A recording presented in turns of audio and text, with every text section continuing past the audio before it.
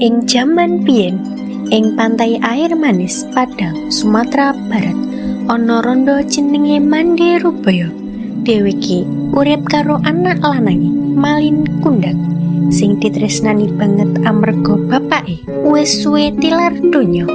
Malin tresna banget marang ibune, nanging dheweke rumangsa kudu ngowahi nasibe supaya ora urip larat terus. Men, apa kamu? Lelaki ini, apa yang apa? Soalnya kabar ini, ting, kabar yang udah putih. Ayo sekarang. Wah, tahu ini. Kenapa dia kapan? Ini bilang kita pakai lagu. Oh, berapa mana suntik ya? Kalian, ya, tahu. Ing waya bengi, Malin Kundang matur marang ibune.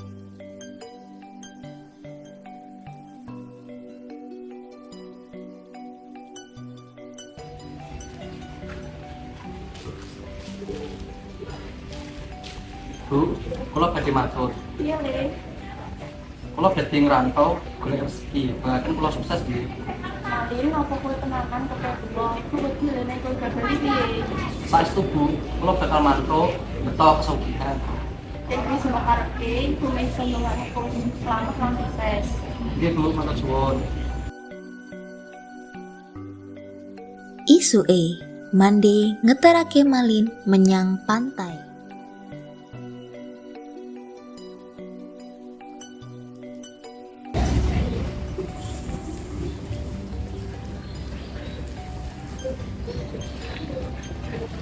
Hati-hati, Le, semua aku tansah ngertai kowe. Nggih Bu, kula bakal mantuk dados yang sukses. Malin lan Rashid budal nitih kapal lan lunga menyang tanah perantauan.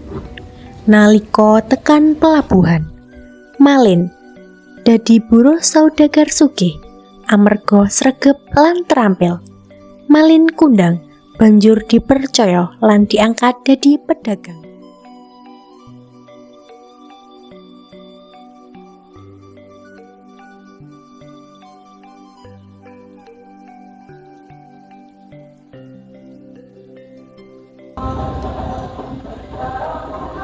Sebenarnya Raden Ajeng. Aku Malin, pedagang sama pantai pesisir. Apa oleh kenalan karo sampean? Sugeng siang, Malin. Aku putri saudagar ing kene. Kenapa awakmu seneng dagang ing kene? Aku seneng dagang ning kene, mergo kutone rame lan makmur. Sawise pirang-pirang wektu, Malin Kundang kasil ngayuh pangkat lan kamulyaan. Banjur nglamar putri saudagar mau. Nanging lelakon uripe ora mung munggah. Amarga ing tembe, dheweke kudu ngadepi nasibe sing tragis amargi lali marang asal usule. Malin lan bojone lunga dagang nganggo kapal gedhe. Kapal labuh ing pantai air manis. Penduduk desa sing ndeleng langsung mlayu ngandani Mande Rubaya. Malin ngarep bali. Tenanan to? Iya, ayo menyang pantai. Ayo. Mande Rubaya langsung mlayu menyang pantai. Dheweke ndeleng Malin ing kapal gedhe lan nangis kebak rasa seneng. Bali, Le. Sopo kowe? Aku ora kenal. Aku ibumu, Le.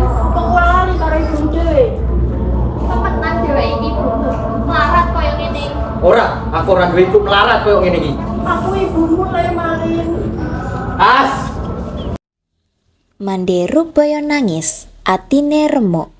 Kanthi gemeter, dheweke dedonga marang Gusti Allah. Astagfirullah, kamu awakmu lali karo ibumu dhewe. Ya Allah, yen pancen Malin Kundang anakku, paring ana kepengen amarga durhaka karo ibuke. Atiku lara ya Allah.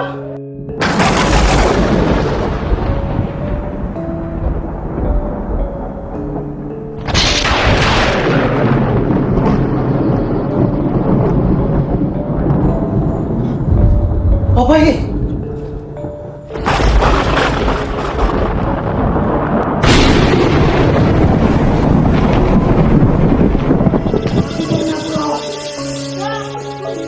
Nanging wis kasep awak malin alon-alon dadi atos lan pungkasane malih dadi watu.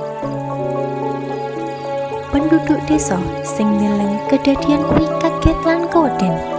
Ibune mung bisa nangis amarga putrane wis kena pakuman saka Gusti Allah. Wiwit iku, watu gedhe ing pantai air manis dianggep minangka wujud maling kundang sing dikutuk amarga durhaka marang ibu. And if the wood don't break, I'll be shaking it. 'Cause I'm a young man.